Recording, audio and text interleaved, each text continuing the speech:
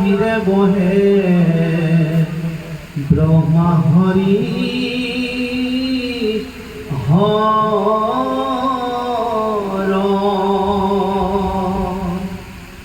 মৎস্য কুর্ময়াদি অংশ অবতার যার ঈশ্বর কৃষ্ণ কোটি কোটি নমস্কার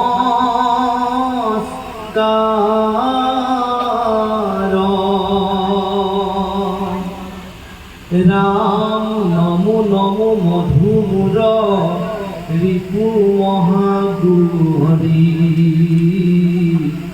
অন্তে যৌতময়াতি হই দাকস্ম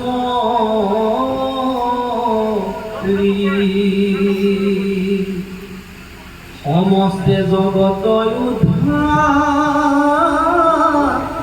লোকজার নাম হেনয় কৃষ্ণ গুরু সহস্র প্রণাম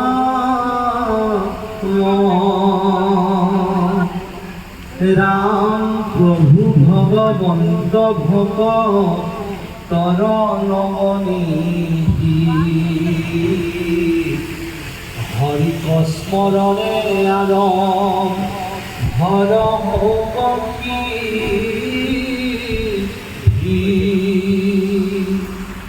পরীক্ষিত মুখ্য কথা দ্বাদশ স্কন্ধৰ কৃষ্ণৰ চৰণে ধনে কৃষ্ণৰ কিংকৰ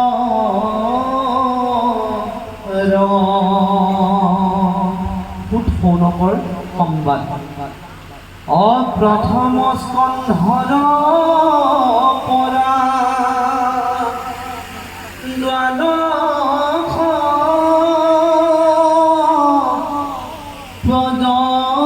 পৰ্যন্তে কহিলা ৰাজা মহা মুনীন্দ্ৰ মহন্তে সংক্ষেপ কৰিয়া উদ্ধাৰ প্ৰিয়তাৰ খাৰ শঙ্কৰে ৰচিলা কৃষ্ণ চৰিত্ৰ পয়াৰ ৰাম 28 সহস্ৰ লিখি বেদত প্ৰধান বিষ্ণুৰ নৈমিষ ক্ষেত্ৰ মহাপুণ্য স্থান মান্য কৰি সুত কপা তিৰাসত্ৰ তথা সৌৰভ প্ৰমুখে শুনে ভাগৱত কথা রাম আরম্ভীর যজ্ঞ রাখি সহস্র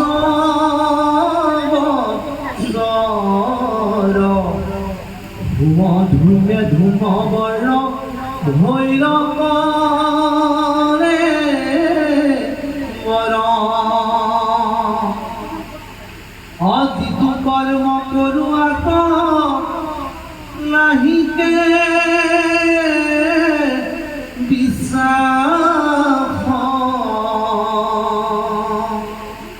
আপনার আয়ু করিলু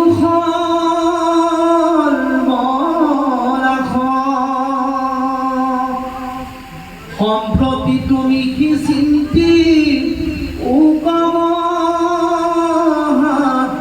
ভিতর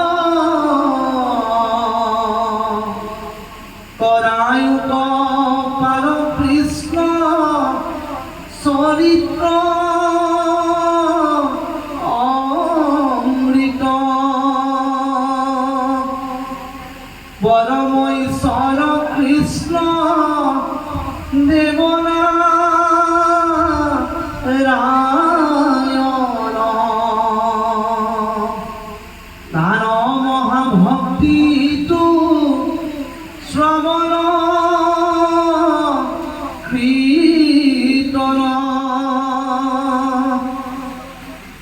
রাম ইহা বল জানি আর কর্ম করি মরু কয়ু কৃষ্ণ কথা খুত যেন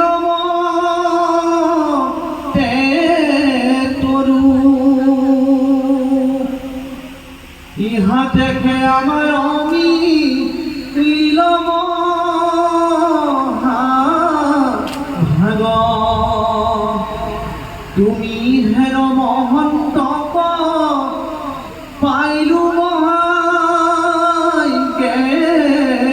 লাগ রাম যত স্বর্গ সুখ দিতু মুখ্য সুখ মূল ভকতৰ সংগৰুৱল সকলো তুল আকাশে সংসৰে ৰবি ৰথ যেন বায়ু সূৰ্যৰ লগত হৰৈ জগত আয়ু একক্ষণ মানে যিটো শুনৈ কৃষ্ণ কথা তাৰ বিনে আমাৰ জীৱন যায় বৃথা কৃষ্ণ তৰ ক্ৰিয়ায় আমি কৰো কৰ্ম যত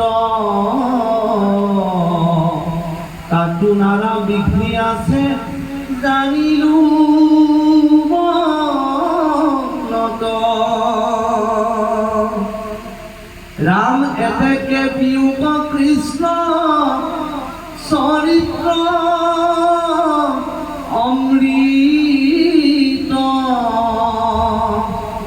শ্ৰৱণ মাত্ৰকে যেন সংকৃত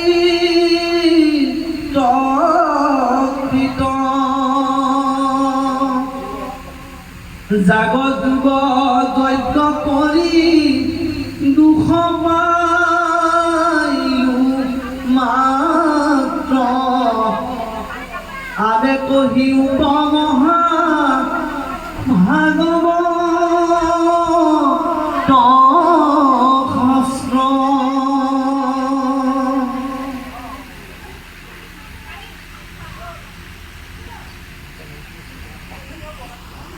কৃষ্ণ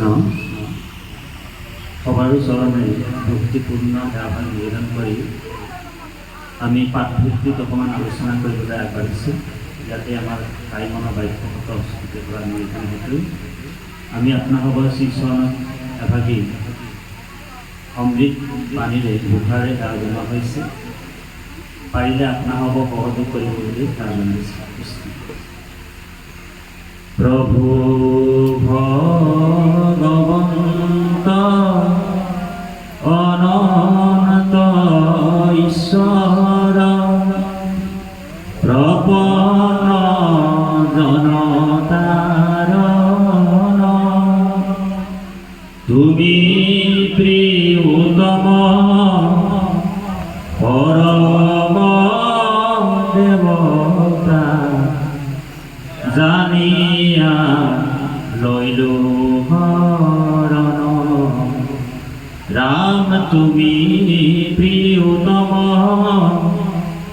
পরম দেবতা জানিয়া লইলো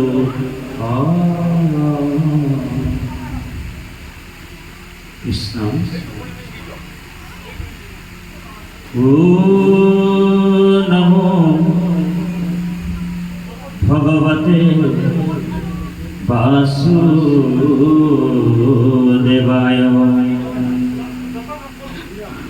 ও নমো ভগবতে বাসুদেবায়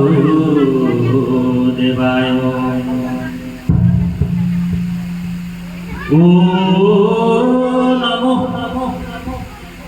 ভগবতে বাসুদেবায় जन्मा भवादि मज्जस्सा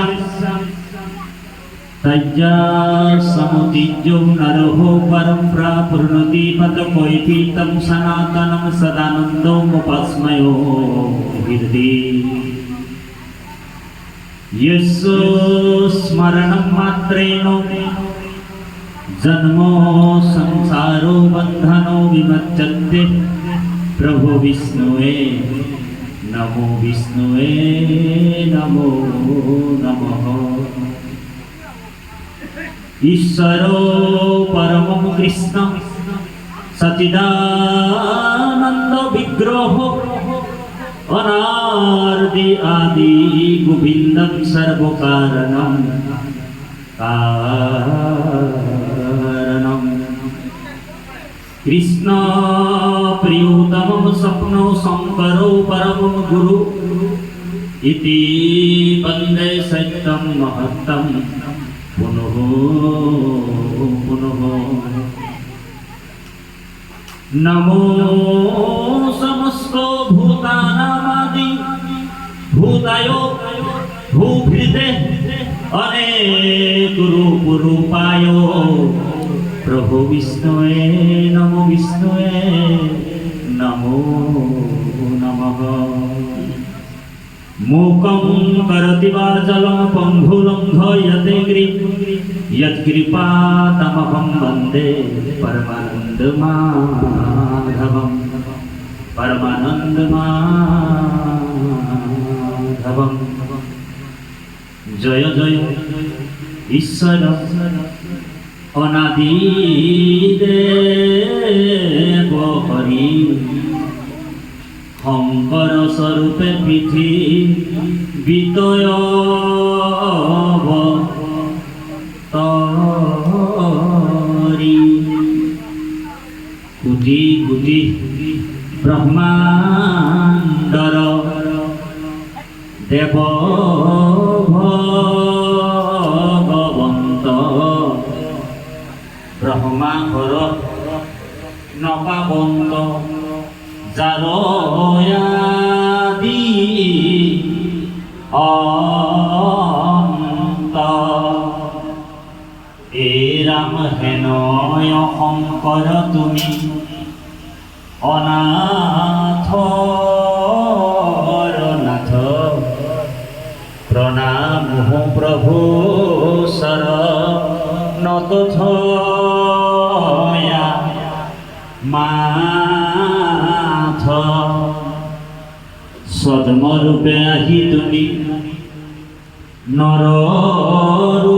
নররূপ ধরি তাড়িলা খন্তক প্রভু পাখণ্ড সংঘরি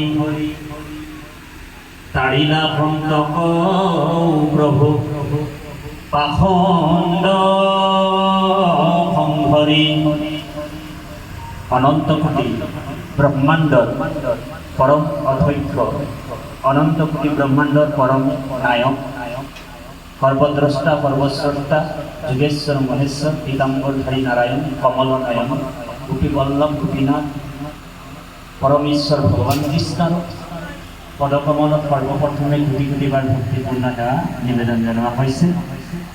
যিটো মহামতী গুৰুজনা হৰি ভক্তি দান দিয়া জগতক সমস্ত জনৰে কল্যাণ কৰিলে এই পৰম গুৰুৰ শ্ৰীচৰণত লক্ষ লক্ষ হাজাৰ হাজাৰ কোটিবাৰ ভক্তিপূৰ্ণ সেৱা নিবেদন জনোৱা হৈছে।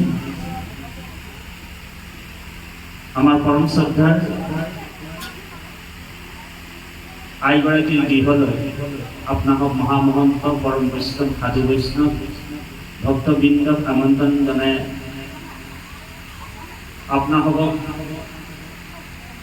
আসন অলংকৃত কৰাই আসনৰ প্ৰস্থ বৃদ্ধি কৰালে আমাৰ পৰম শ্ৰদ্ধাৰ দুৰ্গেশ্বৰী আই প্ৰভুলৈ আমি ভক্তিপূৰ্ণ সেৱা নিবেদন জনোৱা হৈছে। আমাক কিঞ্চিত ভগৱত ভক্তি কৰিবলৈ সুবিধা দিয়াৰ কাৰণে এৰা সমস্তৰ পৰিয়ালবৰ্গক আমি ধন্যবাদ আৰু কৃতজ্ঞতা জ্ঞাপন কৰিছোঁ। তেৰাৰ কৃপাতে আজি আপুনি মই একত্ৰিত হৈ কৃষ্ণ কথা অমৃতমান পান কৰিবলৈ সুবিধা পাইছে। আইগৰাকীৰ লগতে সহ পৰিয়ালক আমি সুস্বাস্থ্য দীৰ্ঘায়ু কামনা কৰা হৈছে। আৰু পূব পশ্চিম উত্তৰ দক্ষিণৰ পৰা আহি বিদুৰ উদ্ধৱ ভৰ্তিক মহামহন্ত ভক্ত এই পবিত্ৰ নৈমিষাৰণ্য নিমিষতে সৃষ্টি হোৱা নৈমিষাৰণ্যত উপবিষ্ট হৈ আছে। আমি সমস্ত শাস্ত্ৰজ্ঞ বেদজ্ঞ ব্ৰহ্মজ্ঞ সবাৰ চৰণতে আমি ভক্তিপূৰ্ণ সেৱা জনোৱা হৈছে। আমাৰ পৰম শ্ৰদ্ধাৰ শ্ৰীমন্ত শংকৰদেৱ সংঘৰ শৰণ সদস্য আমাৰ পৰম শ্ৰদ্ধাৰ গগৈ প্ৰভু আমাৰ মাজতে আছে। আমি তাৰ শ্ৰীচৰণটো ভক্তিপূৰ্ণ সেৱা জনোৱা হৈছে। আমাৰ সোঁফালে আমাৰ সন্দিকৈ প্ৰভু বহি আছে। আমি তাৰ চৰণটো ভক্তিপূৰ্ণ সেৱা জনোৱা হৈছে। গতিকে ব্ৰজধামৰ গোপিনী স্বৰূপ আই মাতৃ সমস্ত দূৰ দূৰণিৰ পৰা আহি প্ৰখৰ মানে ৰথ আছে অতিক্ৰম কৰি আহি কৃষ্ণ কথা শুনিবৰ কাৰণে আহিছে। গতিকে আমি আই মাতৃ সংস্থাৰো শ্ৰীচৰণত ভক্তিপূৰ্ণ সেৱা জনোৱা হৈছে। দেশৰ ভৱিষ্যত স্বৰূপ যুৱক যুৱতী শিশুসকলকো আমি ভক্ত প্ৰহ্লাদ ধ্ৰুৱ সদৃশ শিশুসকলকো আমি ভক্তিপূৰ্ণ সেৱা জনোৱা হৈছে। আমাৰ পৰম পুৰুষ বান্ধৱ ৰাজীৱকো আমি ভক্তিপূৰ্ণ সেৱা নিবেদন জনোৱা হৈছে। পাঠৰ আসন অলংকৃত কৰি থকা আমাৰ জিতেন দাস প্ৰভুজনকো আমি তেজপুৰৰ পৰা আহি কুকিল কণ্ঠেৰে আপোনালোকক অমৃত পান কৰাই থকা আমাৰ বাপজনলৈ সেৱা জনাইছোঁ। আমাৰ প্ৰভুলৈও ভক্তিপূৰ্ণ সেৱা জনোৱা হৈছে। লগতে আমাৰ লগত সহযোগী হৈ আহিছে আমাৰ মৰাণৰ পৰা শ্ৰীমন্ত শংকৰদেৱ সংঘৰ মৰাণ আঞ্চলিকৰ আমাৰ যদুনাথ বৰাবা তেখেতকো আমি ভক্তিপূৰ্ণ সেৱা জনোৱা হৈছে। আৰু বিভিন্ন অনুষ্ঠানৰ পৰা আৰু গাঁৱৰ পৰা আহি আজি কৃষ্ণ কথা শ্ৰৱণৰ কাৰণে আহিছে। আমাৰ লখিমপুৰৰ পৰা আমাৰ বাপ এজন আহিছে। আমি তেওঁৰ শ্ৰীচৰণত ভক্তিপূৰ্ণ সেৱা জনাইছোঁ। ভাগৱতী সমাজৰ শব্দ হয়নে প্ৰভু? গতিকে কৃষ্ণ কথা আমাৰ মহালাভ আছে। কৃষ্ণ কথাত জাতি অজাতি নাবাছে। তিনিটা জেগাত যাবলৈ আমাৰ বাধা নাথাকে। এক হৈছে পিতৃ মাতৃ গৃহলৈ বিনা নিমন্ত্ৰণতো যাব পাৰে, বাধা নাই। আৰু এটা জেগা হৈছে গুৰুৰ গৃহলৈ বিনা নিমন্ত্ৰণতো যাব পাৰে, বাধা নাই। এইটো দ্বিতীয় স্থান। আৰু তৃতীয় স্থান হৈছে য'ত নেকি গোবিন্দৰ ভগৱন্তৰ গুণনাম শ্ৰৱণ কীৰ্তন হয়, ভাগৱত শ্ৰৱণ কীৰ্তন হয়, তাত আপুনি বিনা নিমন্ত্ৰণতো গ'লে অপৰাধ নহয়। এই তিনিটা জেগাত আমাৰ বিনা নিমন্ত্ৰণতো যদি আহি যায় অপৰাধ নহয়। কাৰণ য'ত নেকি ভগৱত ভক্তি বা কৃষ্ণ কথা, কৃষ্ণ পৰম আনন্দৰ স্বৰূপ ভগৱন্তৰ গুণনাম শ্ৰৱণ কীৰ্তন চৰিত্ৰ য'ত প্ৰকাশ হয়, কাৰণ য'ত কৃষ্ণ থাকে তাত আনন্দ থাকে। য'ত কৃষ্ণ থাকে তাত আনন্দ থাকে। আর য'ত কৃষ্ণ নাথাকে, য'ত আনন্দ নাথাকে তাত কৃষ্ণ নাথাকে। য'ত আনন্দ নাথাকে তাত কৃষ্ণ নাথাকে। কিয় বলে কৃষ্ণৰ আন এটা নামে আনন্দ। ভগৱন্ত আনন্দ স্বৰূপ, সচিত আনন্দ হয়নে বাৰু? গতিকে য'ত আনন্দ থাকিব তাত ভগৱান থাকিব। আৰ য'ত আনন্দ নাই, য'ত কপট থাকে তাত ভগৱান নাথাকে। ও হৰি গতিকে তাৰ পৰা ভগৱান আঁতৰি যায়। সেইকাৰণে কলিযুগত আপোনালোক জানে কলিযুগৰ শ্ৰেষ্ঠ ধৰ্ম জ্ঞানযোগ্য কল্পতৰু শাস্ত্ৰ পুৰাণ সূৰ্য য'ত প্ৰকাশ হৈ যায়, বাকীবিলাক যিমান পুৰাণ আছে শাস্ত্ৰ আছে চব নিৰ্মাণ কৰি ভাগৱত ভাগ আপোনালোক জানেই। আপোনালোক জনাৰ কথাবিলাককে আমি ক'বলৈ আহিছোঁ। 18,000 সংস্কৃত শ্লোক, 335টা অধ্যায়, 5,96,000 ইয়াৰ শব্দ, এটা ডাঙৰ কলেবৰ, এখন সমুদ্ৰ। গতিকে ভাগৱতৰ যি জ্ঞান, জ্ঞান গংগাত আমি কেৱল গাহে ধুব লাগে। ইয়াত আপুনি সাঁতুৰি ইয়াত পাৰ পাব নোৱাৰে, কাৰণ ভাগৱত এখন সমুদ্ৰ হয়, হয়নে প্ৰভু? ভগৱন্তৰ লীলা চৰিত্ৰ কোনেও কৈ শেষ কৰিব নোৱাৰে।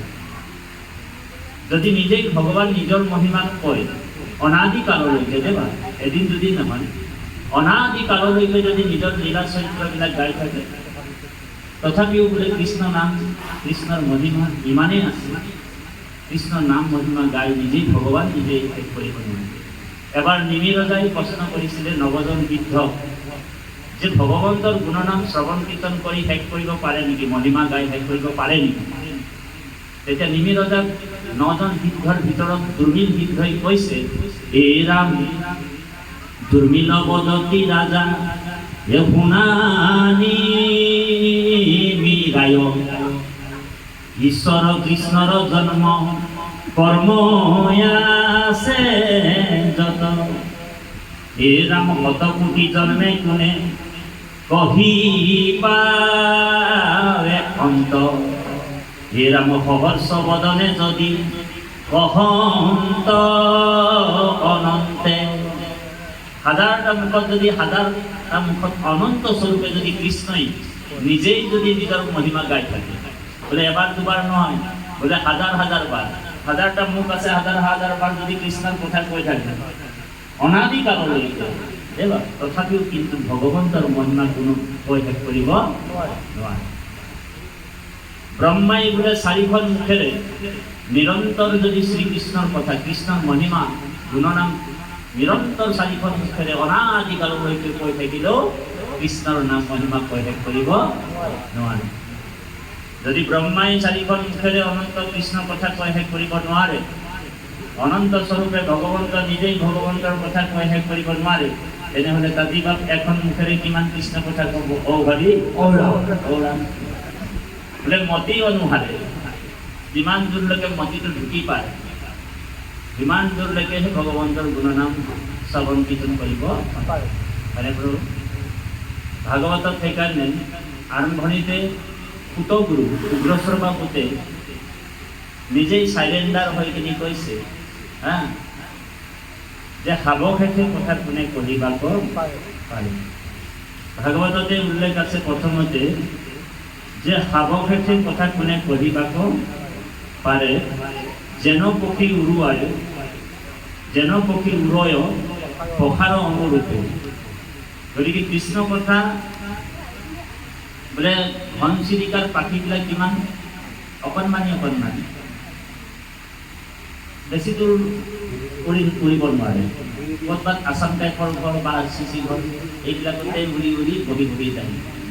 কিন্তু চিলনীৰ পাখিবিলাকো ডাঙৰ, তেওঁ বহু দূৰ দূৰণিৰ পৰা উৰিব পাৰে, মানে পখা অনুৰূপেহে পক্ষী উৰিব পাৰে। গতিকে যিমান যাৰ মতি আছে সিমান দূৰলৈকেহে ভগৱন্তৰ গুণনাম ক'ব পাৰে। যিজন ভাগৱতৰ দ্বিতীয় বক্তা, তেওঁৰ নাম আছিলে উগ্ৰশ্ৰৱা।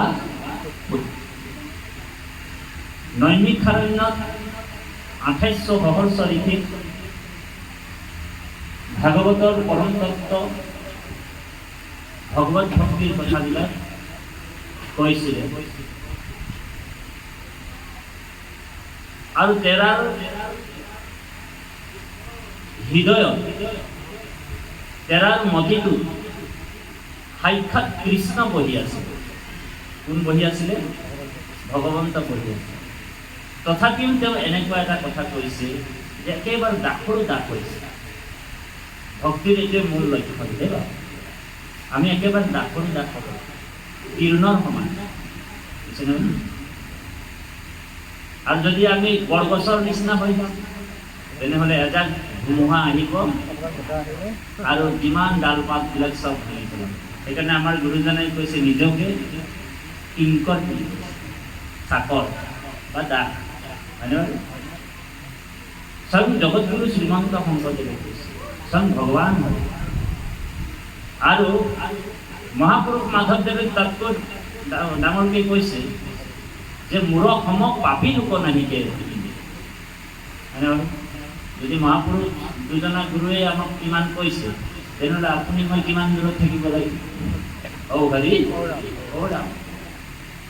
সৰ্ববেদান্তৰ সাৰ সমস্ত শাস্ত্ৰ মন্থন কৰি আনি ঘোষাত ৰূপায়ণ কৰিছে।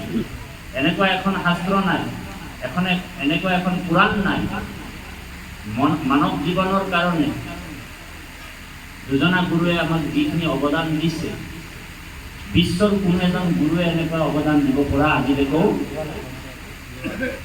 ওলোৱাই নাই ওলাইছে আমাৰ গুৰুজনাই ব্ৰহ্ম পুৰাণকে আদি কৰি যিমান পুৰাণৰ মূল তত্ত্ব আছে পাৰমাৰ্থিক দৰ্শন আছে সকলোখিনি আনি আমাৰ মহাপুৰুষ মাধৱদেৱে মহাপুৰুষ জগতগুৰু শ্ৰীমন্ত শংকৰদেৱে কলিৰ যুগৰ যুৱ ধৰ্ম নিৰ্ণয় কৰিছে আৰু তাঁতি বাপে আৰু ব্ৰহ্ম পুৰাণৰ কথা কৈ থাকিলে নহ'ব হৰি ৰাম বোলে তাঁতি বাপে আৰু ব্ৰহ্ম পুৰাণৰ গৰুড় পুৰাণৰ কথা কৈ কিনি কি কৰিব বোলে আমাৰ গুৰুজনাইতো বুৰ্বক নাছিল ইমান বেদান্তৰ সাৰখিনি আনি কিনি বেদৰ সাৰ বস্তুটো আমাক দি দিয়াৰ পিছত আৰু তাঁতি বাপে আৰু ইয়াত ব্ৰহ্ম পুৰাণৰ কথা কয় স্কন্দ পুৰাণৰ কথা কয় ইতিহাস পুৰাণৰ কথা কয় মাৰ্কেণ্ডেন পুৰাণৰ কথা কয় আপোনাসৱক বিভ্ৰান্তি কৰিবৰ কাৰণে আমি তাঁতি বাপে অহা নাই এনেকুৱা সমাজত মানুহ সৃষ্টি হৈ গৈছে যে গুৰুজনাতকৈ শ্ৰেষ্ঠ হৈ গৈছে আৰু অনেক অনেক পুৰাণৰ ৰেফাৰেন্স দি কিনি মানুহক বিভ্ৰান্তি কৰিছে আমাৰ গুৰুজনাই কীৰ্তন শাস্ত্ৰত কৈছে কলিৰ ধৰ্ম হৰিৰ নাম জান পাপীৰ নিন্দাত নেদিবা কাম স্থান মাৰি দিম তাতকৈ ওপৰত আগবাঢ়িব দিয়া নাই দেৱা গতিকে আমি ভাগৱতৰ মাজত সোমাই যাম ভগৱন্তৰ কথা শুনিবৰ কাৰণে কোটি কোটি জন্মৰ পুণ্য লাগে বুলি কৈছে জন্মান্তৰে ভৱেৎ পুণ্যম তদা ভাগৱত লাভে যাৰ নেকি কোটি কোটি জন্মৰ পুণ্য সংক্ষিপ্ত হৈ আছে পূৰ্বতে যোৱা সেইসকল ব্যক্তিহে কৃষ্ণ কথা শুনিবলৈ সুবিধা পায় আৰু আপোনালোকৰ আমাৰ সকলোৰে পুণ্য আছে আমি পুণ্যাত্মা জীৱ হয় পুণ্যাত্মা ধ্যান দিওঁ সেইকাৰণে আপুনি মই কৃষ্ণ কথাত কাণ পাতি শুনিছোঁ আজি ভাগৱতৰ একাদশ স্কন্ধত কৈছে উদ্ধৱ কৃষ্ণই ৰহস্য ভক্তিত বোলে জন্মান্তৰে ভৱেৎ পুণ্যম তদা ভাগৱত লভে জন্মে জন্মান্তৰ যাৰ পূৰ্বতে পুণ্য আছে সেইসকলে কৃষ্ণ কথা শুনি আনন্দিত হ'ব আমাৰ মহাপুৰুষ গুৰুজনাই দশম স্কন্ধৰ শোভা আৰম্ভণিতে আদি দশমতে ভাঙনি কৰি কৈছে এ ৰাম শতকোটি জনমৰ হে মহাপাপচয় যিটো মনুষ্যৰ নিৰন্তৰে ভৈলাক্ষয় সিজন কৃষ্ণ কথা অশুনিবা পাৰে পাপীৰ কাণত কথা অহুচি হেন তাৰে শতকোটি জনমৰ মহাপাপচয় যিটো মনুষ্যৰ নিৰন্তৰে ভৈলাক্ষয় সিজন কৃষ্ণ কথা শুনিবাক পাৰে পাপীৰ কাণত কথা হুচি হেন তাৰে বোলে পাপীয়ে কৃষ্ণ কথা শুনিবলৈ সুবিধা নাপায় আমাৰ যোগেশ্বৰী আই প্ৰভুৱে আজি গৃহস্থ আইগৰাকী এই পাপীজনক গৈ কিনি যদি ঘৰত গৈ কিনি তামোল পাণ দি কিনি শৰাই আগবঢ়াই জানু পাৰি পাৰি আঁঠুলৈ আহিলেও তেওঁ যদি পাপী মানুহ এই পুণ্য তীৰ্থত কিন্তু আহিবলৈ সুবিধা নাপায় জানু পাৰি পাৰি মানে আঁঠুলৈ নিমন্ত্ৰণ দি আহিলেও বোলে বাপ আমাৰ গৃহত ভাগৱতৰ অনুষ্ঠান পাতিছোঁ দেই আপুনি কৃপা কৰি আহিব যাব পুণ্যৱান ব্যক্তিহে কৃষ্ণ কথা শুনিব পূৰ্বতে পুণ্য সঞ্চিত থাকিব সেইকাৰণে গুৰুজনে কীৰ্তনত লিখিছে জন্মে জন্মে আৰাধিছে যিটো মহাহৰি তাহাৰ জিভাত নাম হৈ আহে হৰি জন্মে জন্মে আৰাধিছে যিটো মহাহৰি তাহাৰ জিভাত নাম আহে হৰি যেমন ৰাম বুলি ক'ব পাৰিব কৃষ্ণ বুলি ক'ব পাৰিব ৰাম নাম কৃষ্ণ নাম কোনে ল'ব নোৱাৰে জানেনে এই ৰাম জন্মে জন্মে কৰি আছে পাপৰ পৰ্বত আজোৰন্তে নাহে নাম